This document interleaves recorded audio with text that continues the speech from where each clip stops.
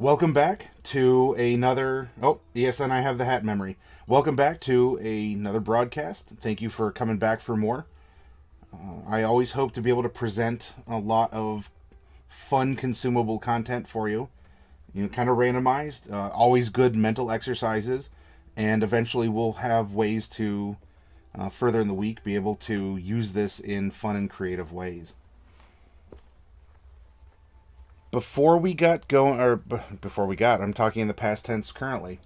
Before we get going for the new random character, I did want to go a little bit over the one that we finished last night, Abigail, and we didn't come up with a last name, so I filled in Summer's Day as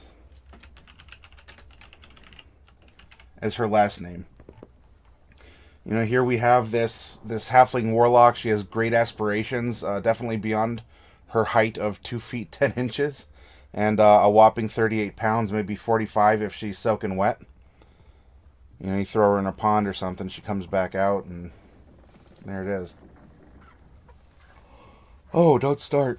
If any of you are thinking of broadcasting, and I don't know if this is just a me thing or if this happens to people who are really getting into it, but my body sends signals when I'm getting chatty. Because before I get on mic, I talk. I've also talked a lot today, and I'll touch on that too. But I don't know if it's just this. Hey, come on, breathe in, breathe out, be chill. So it's not me being sleepy at you all. It's just almost like a reflex, like squinting if there's bright light. Anyway, so we had Abigail here. There's a couple things that we could end up filling in with her.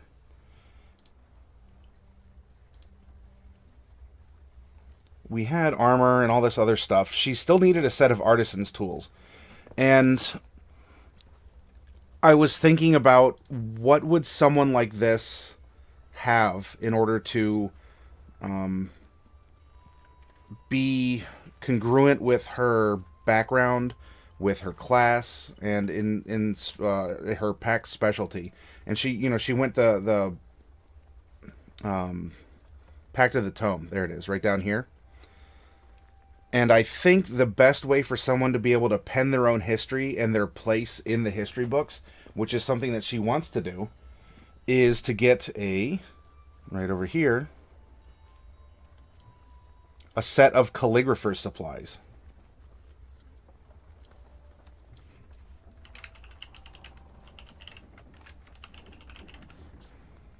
And we will carry this over here so that she actually has those. It seemed after a little bit of reflection, because we can go back to any of these random characters that we have created over the days and actually the weeks now, and fine tune them, tweak them, spend some of this gold that they're given down here on other items, chalk or a flask, a lantern, and some oil. Pardon me. I don't know what else was up here. I think all that was filled in, and we're pretty good to go here. We gave her some interesting traits. Oh, I should find I should try and find some sort of a character art portrait. That can always lead to very interesting times. I didn't go through and fill in the rest of her spells. That's a bit of a shame on me. Part of that is tonight. Well, as of this broadcast, it is Thursday, February 15th, 2018. And every Thursday at my store, I run an open session of D&D. Somewhat similar to what I do here, though. I mean, what we do here is more of a conversation, and I give demonstrations. At the store, it's a D&D 101. I have a little vinyl mat out. I play some atmospheric music, like what I do here a little bit. Though we will actually put minis on the table, we'll roll damage and whatnot. And tonight we're going to start Curse of Strahd at level 1. I had 14 people at the table, which is amazing. I'm not saying that in, I have 14 people. Oh, that sucks. How can I run for so many people? Because it's all about me. Not at all. It was an interesting challenge, and it helps you to recognize what this game is about. And this is a great warm-up for getting into a character. This game is about storytelling. most of the time. It's about storytelling. Gosh, please. I'm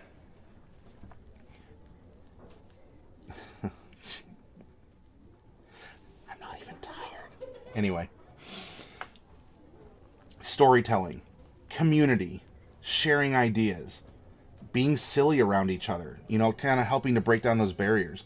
Tonight at the table, I had people from different walks of life who might never have otherwise gotten together.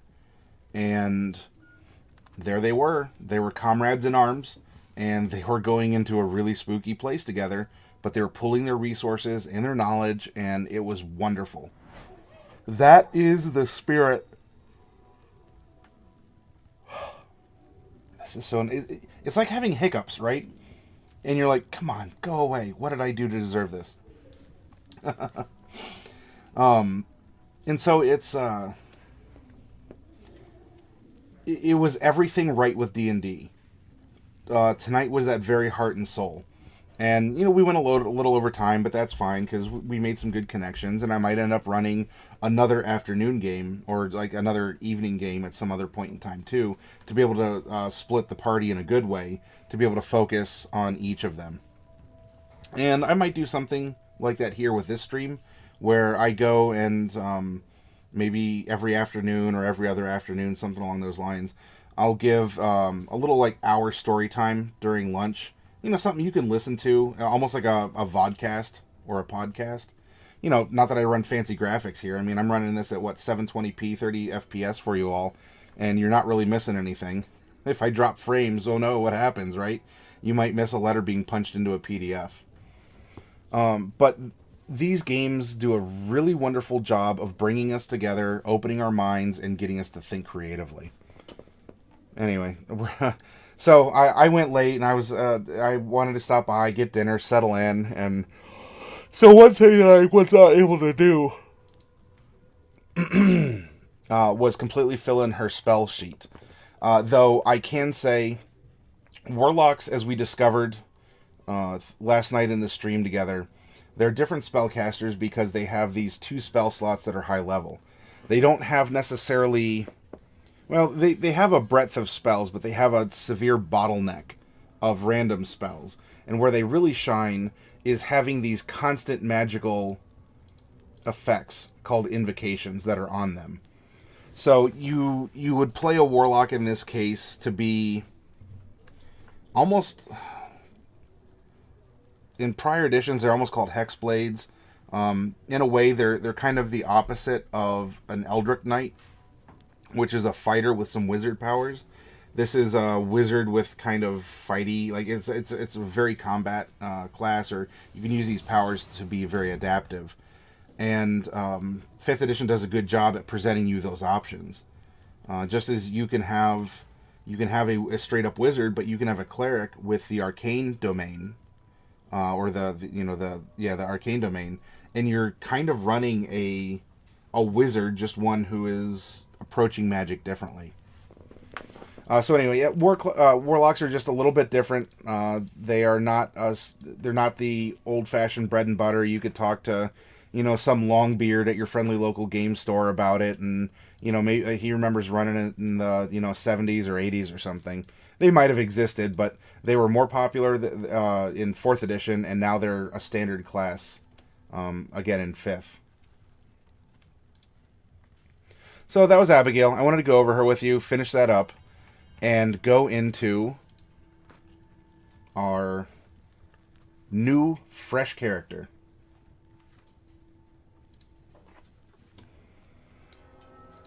Here is the handy-dandy sheet we use to generate characters, and our dice roller. Starting off, this is going to be a percentile. Right here. Ooh. 96. We are going to get into a multiclass character. This is a first for the stream since I started. We have not randomly rolled into a multiclass character, though one of the channel visitors here is he was requesting that I make a fusion barbarian wizard, specifically necromancer, just to see what it would look like, and I've taken that as a bit of a personal challenge. So even if we didn't end up rolling a multi-class character, I would present one to you and show you how we would go about building them. We're going to do a bit of a quick build of it today, because with multi-classing, every level you can go back and forth and, you know, nitpick and do that. Here we're probably, I don't know, let's say it turns out to be a level 10 character. We'll probably just go 5 levels of one and then 5 levels of the other, and we'll go from there. But this is cool that we naturally went into a multi-class character. So, 1 to 45 was female, 46 to 90 was male, and 91 to 100 was multi-class. If we hit that, then we are going to roll again to determine the gender of the character. 24. So we have a female. Roll a d10 and re-roll a 10. 8. 8 is a half-orc.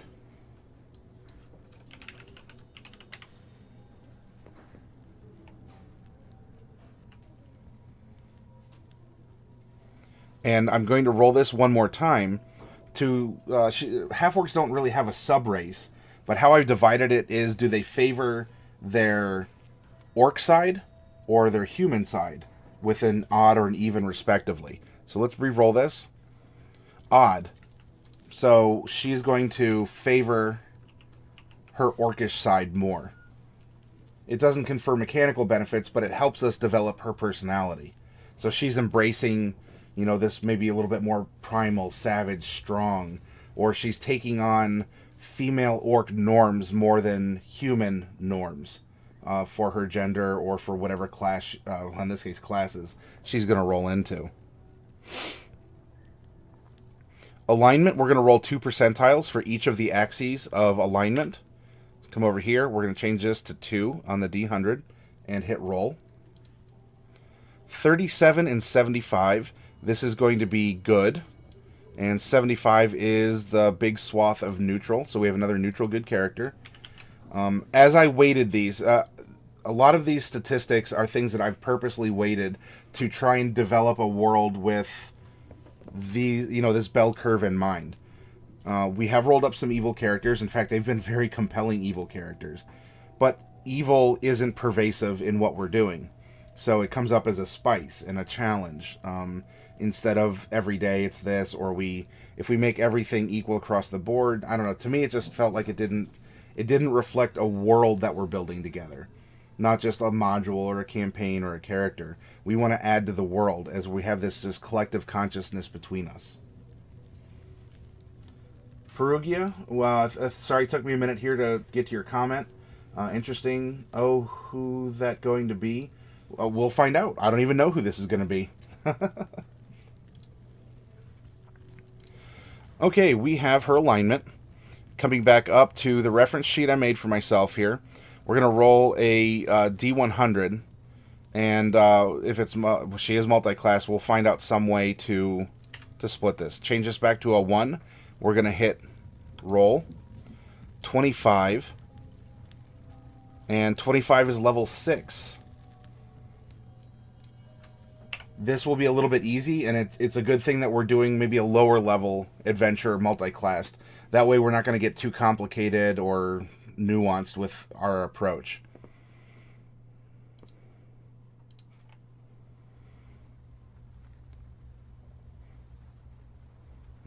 So actually, this is going to be a 6 overall.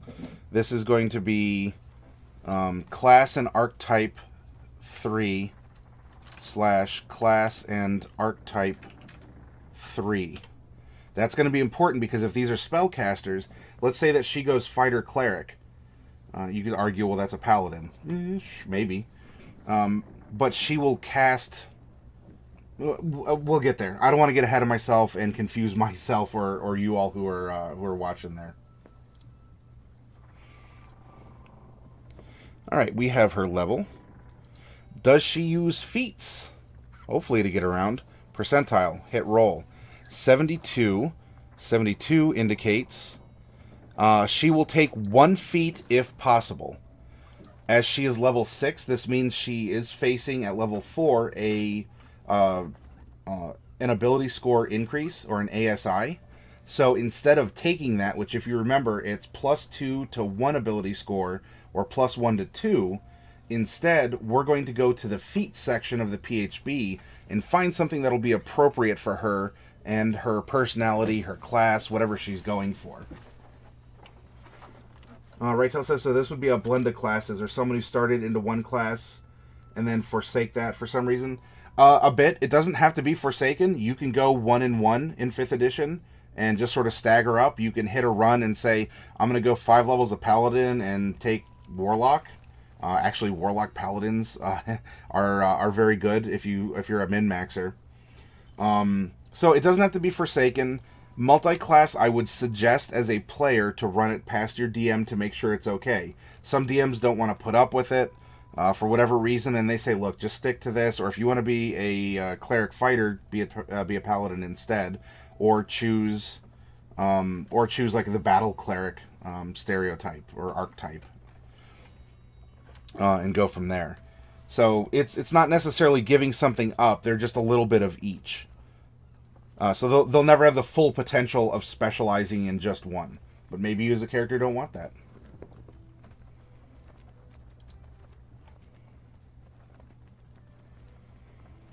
Alright, so she's going to use a feat, and we'll just put that... We'll put a little reminder right down here. There we go. Her 2 classes, we're going to roll 2d12s and find out what they are. 7 and 10. 1, 2, 3, 4, 5, 6, 7. We're going to go Paladin. And 8, 9, 10. A Paladin Sorcerer.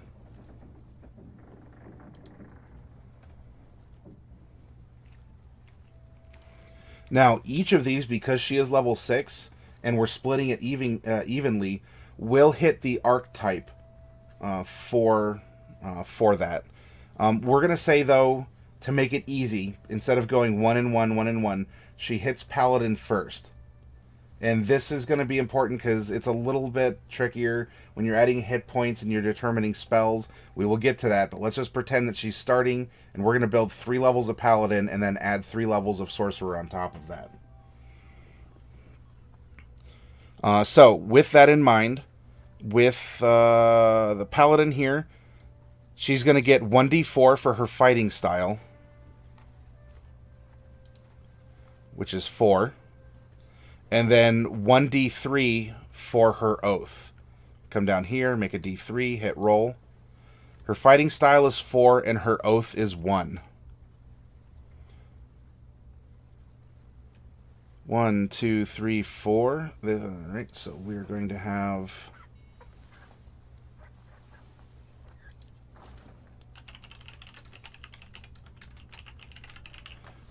a fighting style protection, and oath was 1, and this is oath of devotion.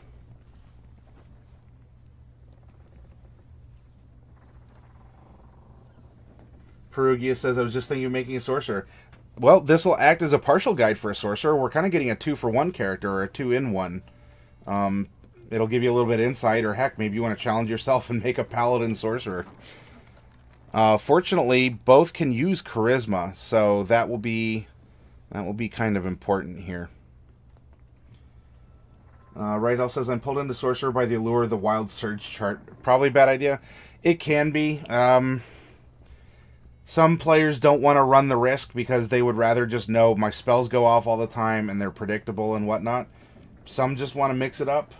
You know, as long as you're not, I guess, purposely trying to fail your spells to troll your DM or party or something. Which I'm not presuming any of you would do, but I don't know. Anything has the chance to be abused. Just maybe run that past your DM real quick. Just say, hey, is wild magic okay? Sorry, there's a cat down here. I'd say he's looking at my toes, but I gave him some dry food before the broadcast started, so hopefully he won't eat them. Now, for the Sorcerer, while we're here, there are 2 types of Sorcerers in the PHB, the PHB, or the Player's Handbook for you all. We're going to roll odds or evens on the old D12 here. 6, evens, number 2. Oh, well, this is going to be a Wild Magic Sorcerer.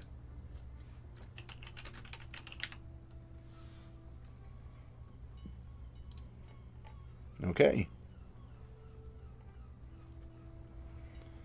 That's set up now. We are going to come back, hit a 1d13 for the background. Background is going to be number 12. Come down here to the chart that I made up. There's 13. 12 would be a soldier. Now, a soldier, as we see, gets some kind of a special chart. What kind of a soldier was she, or is she? And that's going to be a D8. We're going to roll this. It's going to be an 8. I'm going to put this as a placeholder. Then we come over and personality traits. We roll twice. We roll 2d8 for that. 4 and a 3. Again, I'm just putting placeholders in for right now. We'll come in and flesh this out. But let's get the numbers out of the way. That way when we get into a storytelling groove, we can just hit it and work with it, and it'll be good.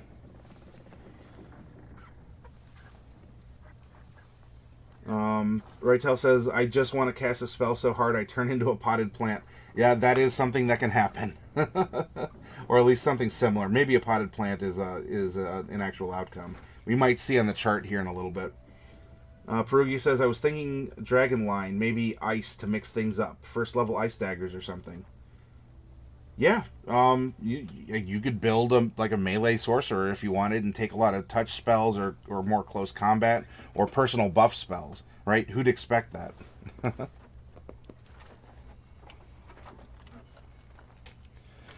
Now we roll 3d6 to fill in ideals, bonds, and flaws. Here's our 3d6. Hit roll. And our placeholders say 3, 3, and 6.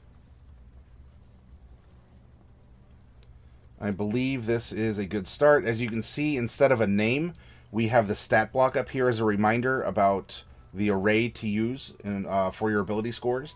Then you're going to add in other adjustments, and we'll get there.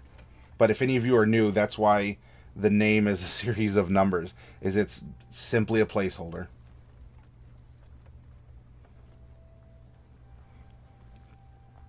All right, now we're going to determine a couple fluff roleplay stuff.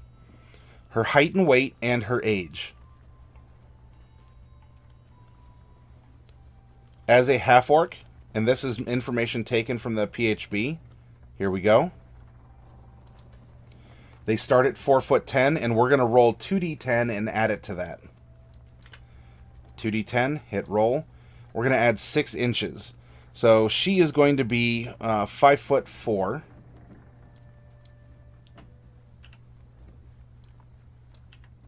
There we go. Now the number that we rolled here, 6, we're going to multiply by 2d6, then add it to the 140 for her weight. Change this to a 2, hit roll, 2. All right, so 2 times 6 is 12, so she's 152 lubs. There we go. Now, this was sort of extrapolated from the PHB because they have some hard numbers, or at least some suggestions. We're going to roll a percentile and find out here which phase of her life she's in when we're making this character. 68. This is going to be in midlife. She is a middle-aged paladin sorcerer. Half-orcs have a close to a human timeline. If we come over here, half-orcs, they reach cultural or intellectual adulthood around 14, and they're physically venerable around 75. We can compare that to a human. I mean, give or take a couple years, 16 and 75. And then over here, just to give you an idea of, well, what age would a child prodigy as a human be? And then we can sort of retrofit that back if it was a longer-lived race. In this case, we're not going to have to worry about it. Midlife is 41 to 55 years, so we'll start at 41. That's a possible 15 years. So we'll just generate a 15-sided die and hit roll and add that to 41. 8. All right, so she is 49. She is middle-aged. You know, maybe she's getting ready to retire. Maybe she wants a last huzzah. Now, we made a cool character. Not that she can't be cool, but we made like, he was right at the cusp. I rolled maximum on his middle age. And so we structured this rogue to be, he's doing his one last adventure to get one last artifact before he, retires behind a desk or does something a little less physical. Who was actually a half-orc, too. He was at that 55 mark. Oh, Dex Sorcerer Halfling. Okay, yeah. Memory saying strength, charisma, con, respectfully in that order, are very important to this character. Rydell says that was probably the funniest thing I've read this week regarding, turning into a potted plant. Memory says my call for ability scores is strength 15, con 13, and charisma 14. Strength will be important for the paladin, especially because we're starting her out there, and her charisma is going to be important for paladin to an extent, but also more so for the sorcerer ability.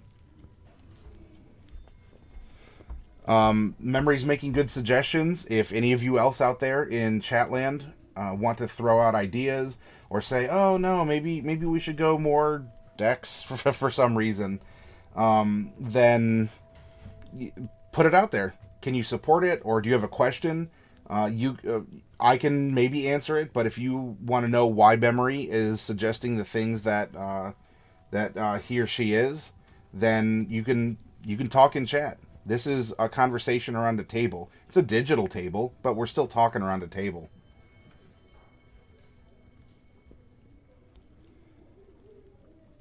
All right, so we have this filled in. Now, I go over, we minimize this.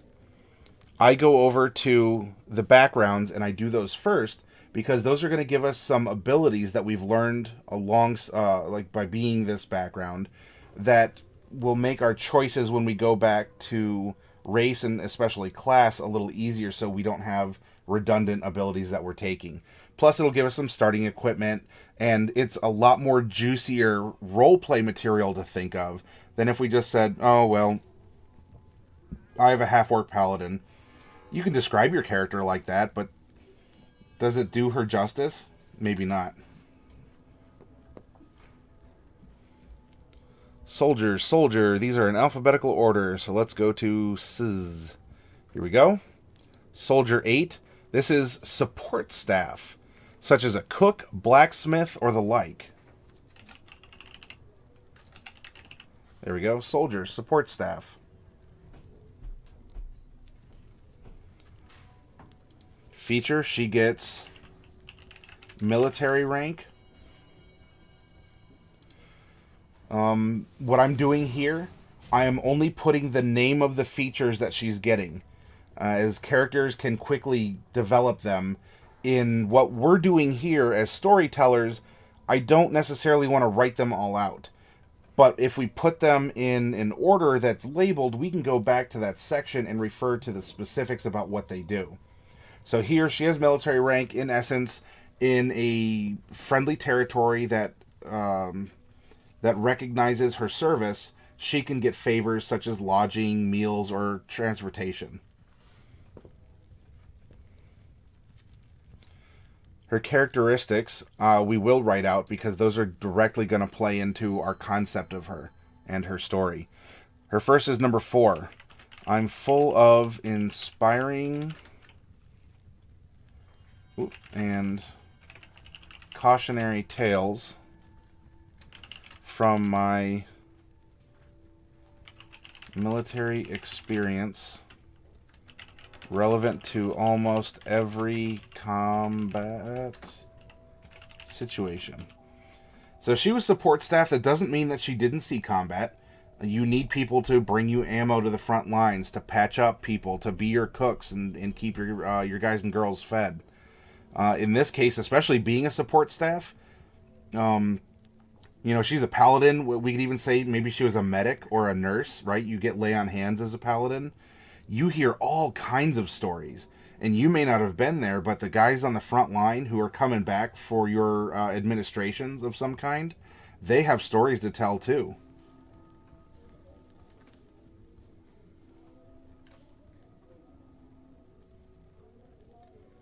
Perugia says, what boosts are given to her starting race?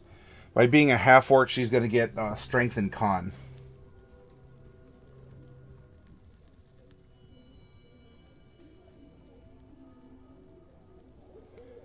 And number 3, in addition to being the support staff, kind of a, you know, she listens to everyone and has a lot of stories to tell. I've lost too many friends, and I'm slow to make new ones. Oh, that's sad. Though this is still a compelling character. Actually, this might even back up how she was a medic or a nurse of some kind. You know, there is a healer. Healer is maybe more of a direct, like a battlefield surgeon or doctor. She could have been there to offer some support or, you know, bandages. Or maybe she earned her paladinhood after this war. And so she was able to take those skills in that direction. Plus, you know what? We have some poetic license. I'm your DM in this case, and, I mean, I'll give a wink and a nod to that. Sounds like a cool story. Alright, let's get to our ideal. Her ideal is number 3. Independence. When people follow orders blindly, they embrace a kind of tyranny. Whoops. Don't mind my fat fingering of the keyboard there. Now, this is indicating this is more of a chaotic ideal. I think we can turn any of these ideals into any alignment. And, you know, she is neutral good, so she would have these tendencies. We can feed this, though, back into her personality traits, because what if... There we go. What if she lost a lot of these friends because she did follow orders blindly? And she then... or they followed orders blindly, but she was always this, you know, flexible support staff character. And so it's that never again. It's Quint from Jaws, right? He gave the Indianapolis speech, which is really good, and maybe I should play that on stream sometime, because that's a really good speech. Anyway, and he said, you know, from that day on, I never would wear a life vest. You know, and there's other people who say, yeah, I'm never gonna wear a safety belt. Wear a life vest, wear a safety belt. Though these characters who were saying these things otherwise gave reasons for why they are not conforming or not law-abiding all the time.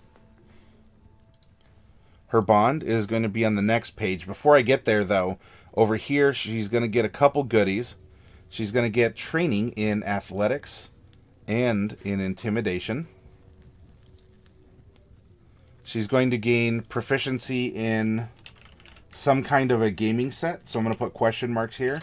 We'll see which gaming sets there are and maybe what is more thematic for her. And vehicles, land, so she can drive a wagon. Rank insignia. Trophy from an enemy. Maybe this is a dagger blade that she pulled from someone she saved, right, in this support position. And while that everyone said no he's dead, look at the blade broke off in the wound. She was not only able to remove it, but she healed this person, and from there she's kept this enemy blade as a sign of a reminder of her own power and good luck. I think that sounds like a cool idea. If you have other ideas in chat, please write them out. Let's talk about them. You have provided, the collective, plural you, have provided so many cool ideas to characters, things that I never would have thought of. And these aren't just my characters, these are our characters.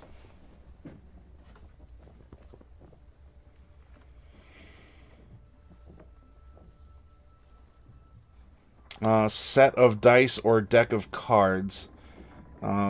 So we'll just make this line up with the gaming proficiency. Because why be open and say she has gaming proficiency Monopoly, but then just give her, you know, her equipment of magic cards. DM Fiat here. We have some common clothies and a belt pouch with 10 gupas in it. Memory saying, yeah, answering Perugia's question, strength +2, con +1. With charisma being at 15, would be a little bit more strategic for if when she decides to take a stat bump there to get the +3 mod. This way she can spread out stat bumps a little bit more and maybe prime another. Yeah, you know, thinking towards the future. In this case,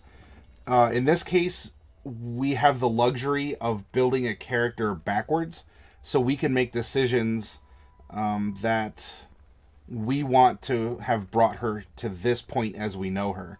If we were to build her from the level 1 up and not knowing where she'd end up, or, you know, have this story that we're building, it might be different. So that's why, Memory Lapse, I appreciate you bringing this stuff up, because we're talking about her as we know her today. Her end game currently stats are going to be as such. So if she is going to live a little longer, be a support staff, continue to go up in ranks as an administrator or something,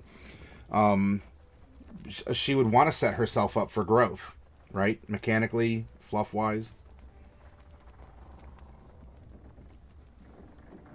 Okay, now that that is filled in, we are going to come back up to races. And Half-Orc is almost the last one. Tiefling and Half-Orcs. I'm going to put a little note here that they are going to get a 2 in strength and a 1 in con as their racial bonuses. Base speed is 30 feet, medium-sized creature. A racial feat, or not a feat, but a trait that they get is dark vision with out to 60 feet. And remember, in this edition, dark vision is like wearing night vision goggles to us. Everything is monochromatic. The book talks about it being in black and white. I don't know. Do you want to flavor it differently? If, you know, it's an orc and orcs have green skin, do they have green vision also? Do they look at something else? Is it like kind of like the old infravision of 2nd edition, where it's sort of like a black and red heat map instead of, you know, night vision? It's still infrared, but it has its own connotation. Think about these things as your character. Menacing, we gain the proficiency in the intimidation skill. Well, now we already received that from our background. In this case, I am your DM, you are my player making this character. I would say that you can dump it into something, another related skill, as we develop her background. I don't know what that is offhand. You all can make suggestions in chat, but I will allow a freebie dot, because Intimidation's already taken, to be placed in something else as long as it is appropriate and explainable for her character. And preferably for her as on the racial level more than the class or anything along those lines. Perugia is saying, yeah, I was thinking strength 14, con 13, and charisma 15 may be best, but there's some feats that could give 1 strength and boost. That's true, because Perugia, we will be giving her 1 feat instead of an ability score increase. If we went that way, 15 strength would be best. Now, are you talking about that before racial bonuses? Or do you want to drop the 13 in there, let her racial bring her up to a 15? Or do you just want to plop the raw 15 down in there and have her go to 17?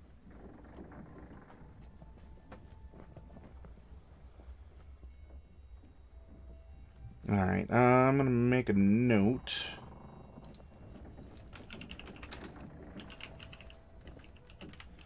Big capital letters, skill proficiency, what is it?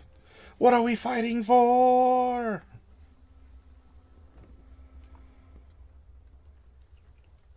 Half-Orc gives you a ton of cool stuff, especially being a big. They make great paladins. Big up front barbarians too, and fighters in your face, frontline fighters. You have menacing. You have relentless endurance. When you're reduced to 0 hit points but not killed outright, you can drop to 1 hit point instead. You can't use this feature again until you finish a long rest. It's a bit like a focus sash for Pokemon, except 1 hit doesn't take it away. Or the first hit, anyway. Then we have Savage Attacks. When you score a critical hit with a melee weapon attack, you can roll one of the weapon's damage dice 1 additional time and add it to the extra damage of the critical hit. And for the languages, she gets Common and Orc. Bada boom. There it is.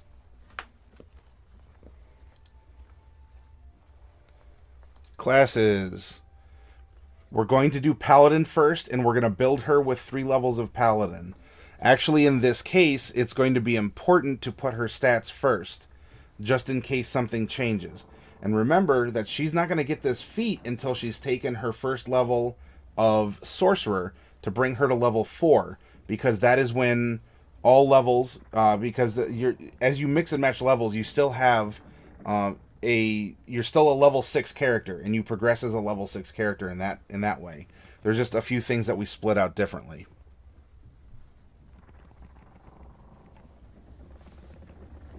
So let's see what we have.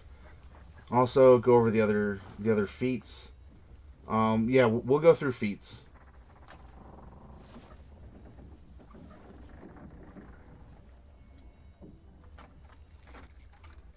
Yeah, I was thinking Strength 14, Con 13, Charisma 15. Then there's some feats that would give... Oh, no. Okay, so that was redundant there. If we went that way, 15 Strength would be best. Alright, let's build our Pally here.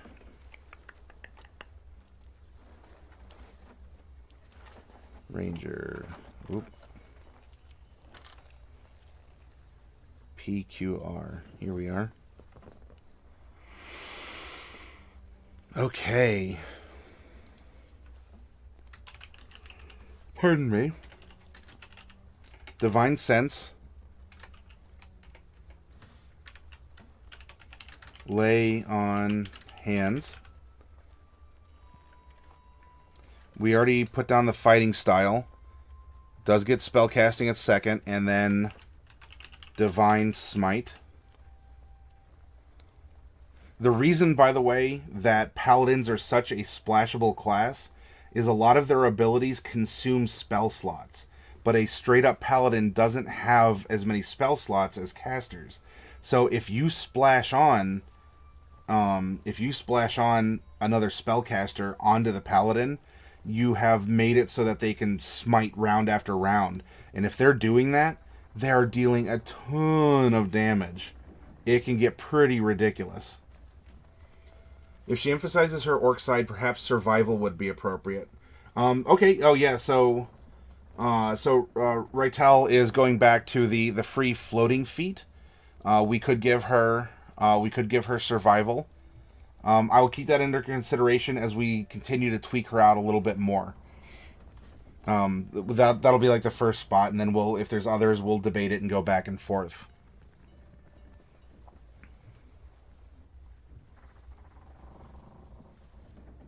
Oh man, she's getting some good stuff here. Look at this.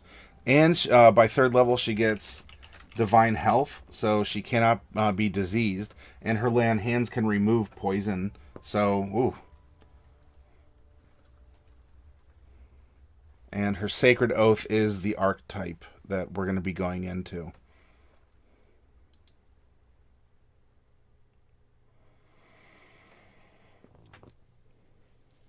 Yeah, let's drop these in here.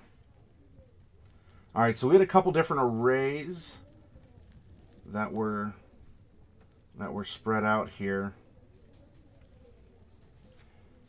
I think I'm seeing something like put her charisma at 15, put her strength at 14, put her con at 13. And then we have 12, 10, 8. So that could be maybe she's not the most dex, right? So we'll go 8 in dexterity. We'll give her a little higher wisdom, because if we want her to be a support staff, or especially as like a medic or a paramedic here, she'll want a little higher than average wisdom for medicine. And then average intelligence. How does that look to you all? Because then after we bump in our racial bonuses, that's going to put our strength to 16 and our constitution to 14.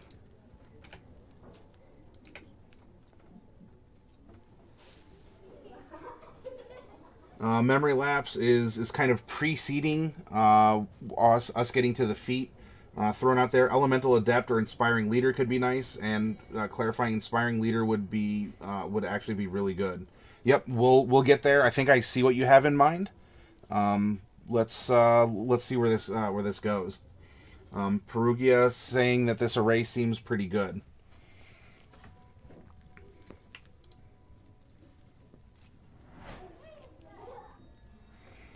All right, that means we're gonna get a +3 in strength, -1 in dex. She needs some more yoga. Maybe her back's hurting her because she's working at a support desk this whole time instead of, being out there and being limber.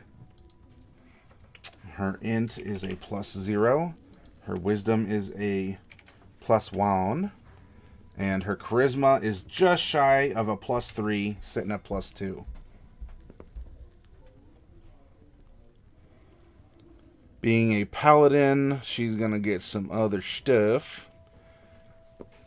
At this point in time, she is going to be getting 3d10 for being a 3rd level. Now, this is going to change because we're going to multi-class her. Whoops. Right now, she's only 3 levels of paladin. This is what she's getting. At 1st level, it's 10 plus her con mod. So this is going to be 12. And then we're going to do half +1 for all of the other levels.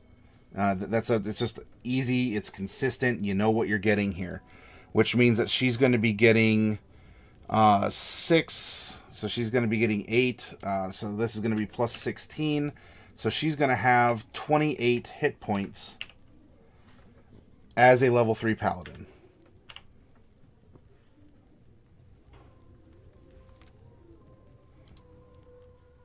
Her proficiency at 3 is going to be +2.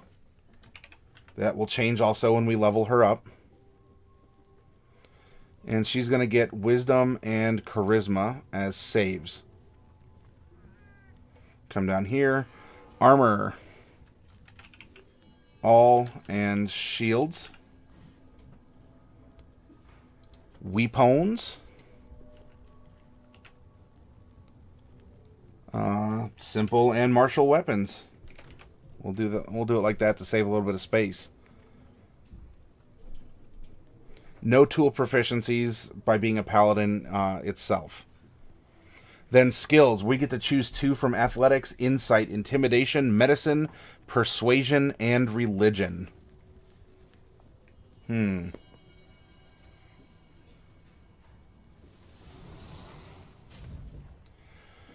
Well, from being an orc, Rytel did suggest that instead of the intimidation, because we're getting that through our background, we drop something in survival. That could make a lot of sense. In that case, if we're getting to choose 2, maybe something along the lines of medicine, right? If we're telling the tale that she's some sort of a support. A support class, or at least that's how she got her start before she went and leveled herself up as an adventurer. We go medicine and something that will play to her strengths, which is strength and charisma.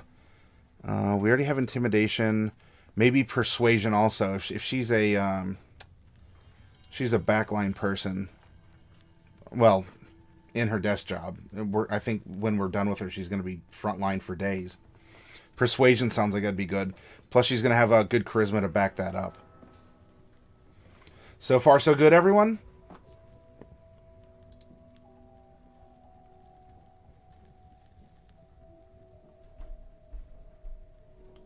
Okay. Hey, Ivalon. Welcome. You have just come in, and anyone else here, we're making... we actually randomly rolled a multi-classed character. She's going to be 3 levels of Paladin and 3 levels of Sorcerer. We're just about done making her a 3rd level Paladin. And then what I think we'll do, because we've been broadcasting for about an hour, maybe instead of 2 characters tonight, we'll make this 1 character, because it'll kind of be 2, but we'll super flesh her out, since the back half of the multi-class will take a little less time than doing all the prep work up front for the Paladin. So we're about done with this, and then we'll get up, we'll take our stretch break, pet our cats, or if you have a dog or a hamster or whatnot at home, get something to drink to rejuvenate us, and then come back and finish her up. Alright, we don't need this anymore. You're gone. Strength, let's carry these numbers over. And these numbers are subject to change because she still needs to take 1 feat as we rolled that she will do so instead of taking the ability score adjustment. Int is a +0. Wisdom is a +3. And a Chaw is going to be a +4.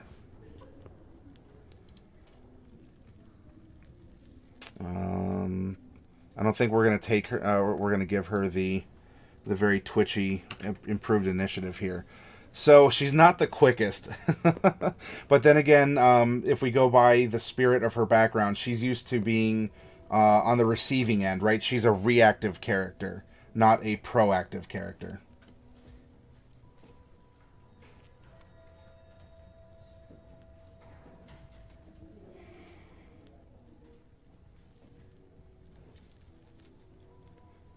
And she's going to get a martial weapon and a shield, or 2 martial weapons. I think we should give her a shield.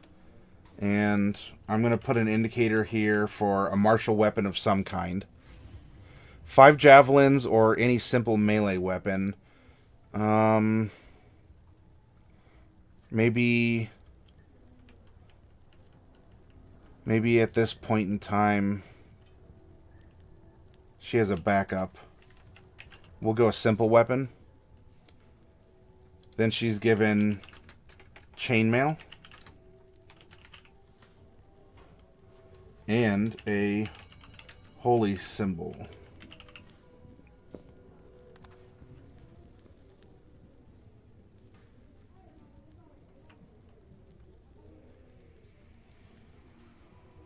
Memory agrees with the shield. Yeah.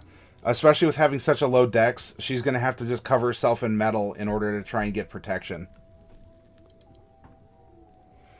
Okay, Divine Sense is, the ability to detect good and evil around you. Lay on hands a pool of HP that you can restore or burn chunks of it in order to remove afflictions. Fighting style, she was going with protection. That means when a creature you can see attacks a target other than you that is within 5 feet of you, you can use your reaction to impose disadvantage on the attack roll. You must be wielding a shield, which is another reason why we definitely want a shield. So you want her by your side. This is her saying, I'm tired of being a secretary. I'm going to go out and I'm going to be a frontline person, get my hands wet with more than just ink.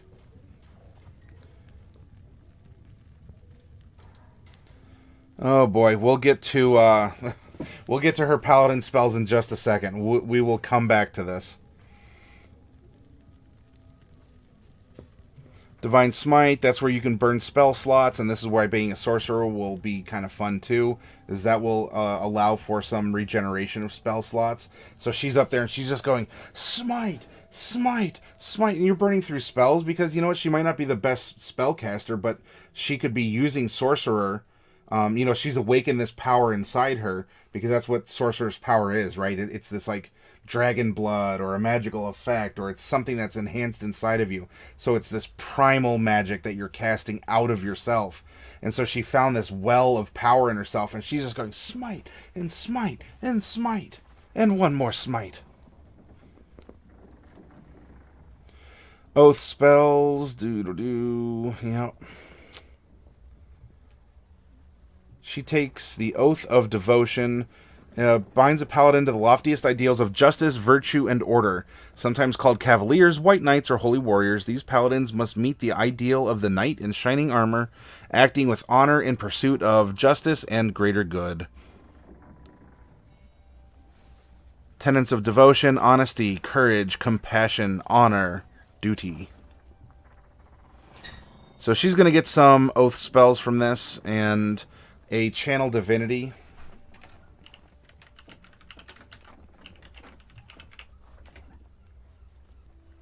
Of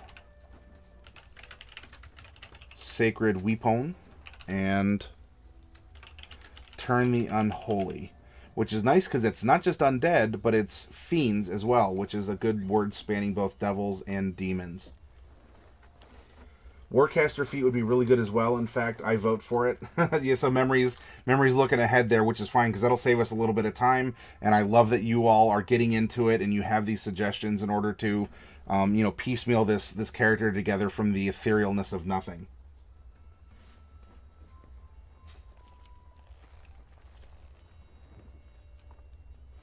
All right, she's not 7th level. She's only 3rd level, even though she's 6th level, if that makes sense. So this is what she's. This is her package at 3rd level. We'll determine all of this stuff a little bit later, as well as spells. We have a little bit more numbers to fill in here. Acrobatics, yeah, that's a -1. Any other decks? She's not going to be picking pockets anytime soon. And she is definitely not going to be hiding, but that's fine because this oath of devotion, she doesn't need to hide. She is here. She is justice. You have to reckon with her. And if anything, she wants to be seen and shiny. Animal handling is a whiz. That's a +1. What else? Come down here. Insight is a +1. +3. +1. +3. Actually, I almost feel like I shouldn't be typing these in, but it's too late for me now. Save yourselves. Her ints are going to be +0s.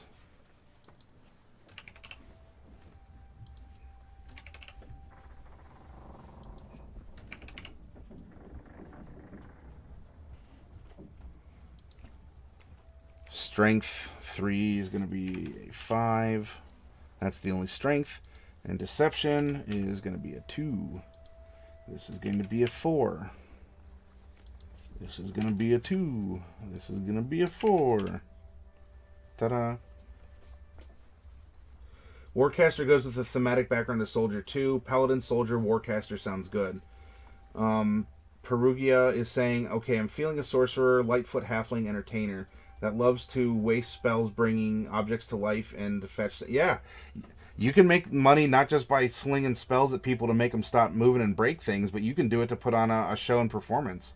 Especially as a sorcerer, this is inbuilt to you. Well, you have these instincts to want to make people happy, so you take prestidigitation or levitation, and you're doing all this stuff that's built out of your desire to want to entertain people and to make them happy and make a living to boot on the side.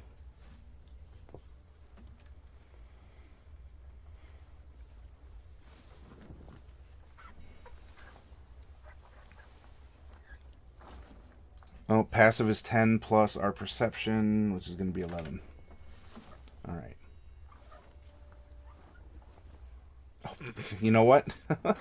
I apparently got ahead of myself here. We still have a little storytelling to do. Look at this. Her bonds and her flaw. Look at that. I am...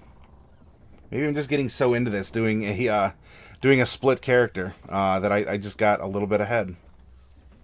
All right. Her bond... Come back here. Is a 3. My honor is my life. Hey, that works out with Oath of Devotion. It's like this stuff writes itself. She was meant to be, everyone. And her flaw, because nobody is perfect, is 6. I'd rather eat my armor than admit when I'm wrong. And you know what? Combine that in with her full of inspiring and cautionary tales. Even if it's the seventh time she's told you this tale, you better darn well listen to it. That'll save your life sometime. Bubonic One says, "Hey, I found my favorite Pathfinder character of all time. Is this? Are we building something that you did in Pathfinder, and this is reminding you of him or her, or is that sort of a segue into something else, Bubonic?"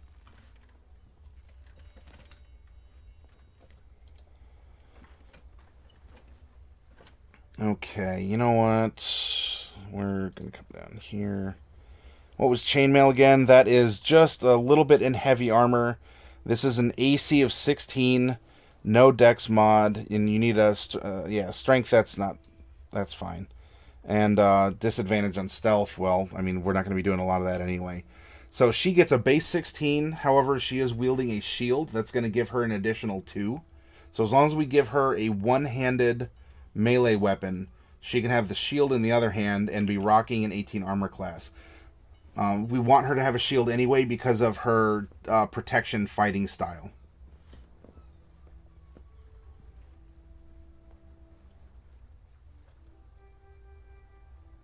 Perugi says also, what are they? Does that mean to Bubonic One?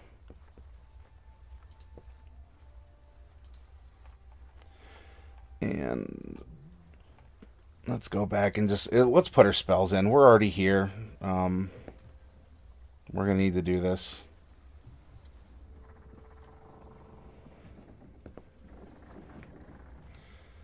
Third level, she has 3 first level. Come down here. 3 slots.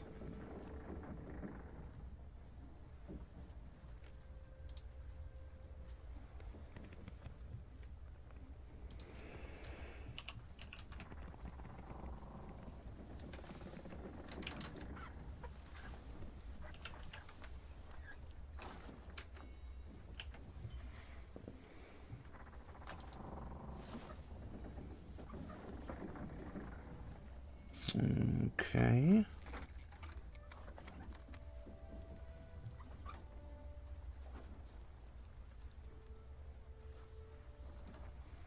What is the number we can prepare? You prepare the list of paladin spells that are available to you to cast, choosing from the paladin spell list. You do so, choose a number of paladin spells equal to your charisma modifier plus half of your paladin level rounded down. So in that case, that's going to be 1 plus charisma modifier of 2, so we're going to get 3 spells. 3 spells known. Or, I mean, you hopefully get the gist for that.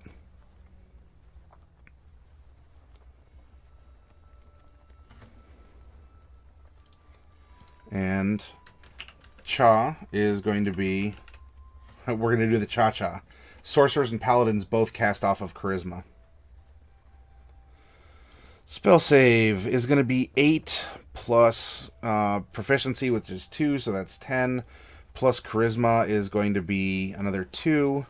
So we're at 12 for the DC, and the spell attack bonus is going to be plus 4 currently as a level 3 Paladin. I know I put Sorc 3 up there, just we're not there yet. Hang on.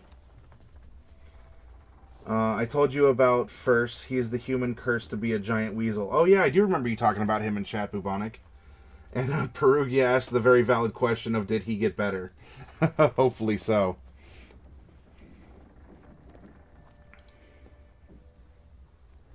Okay, there's all our spell save and all of that. Our spell casting focus is a holy symbol, which we do have.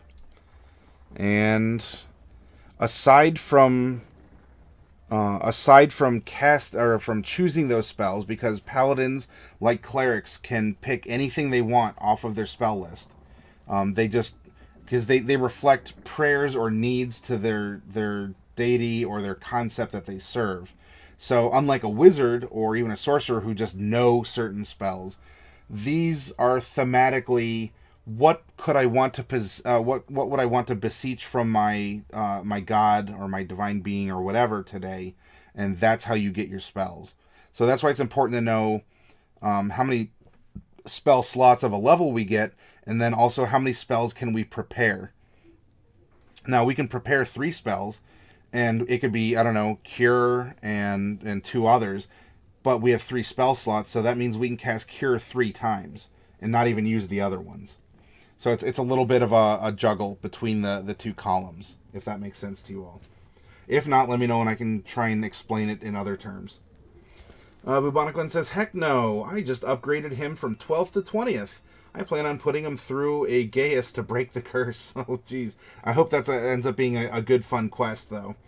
One last thing that note said I needed to find a 20th level wizard and pay for the following spells.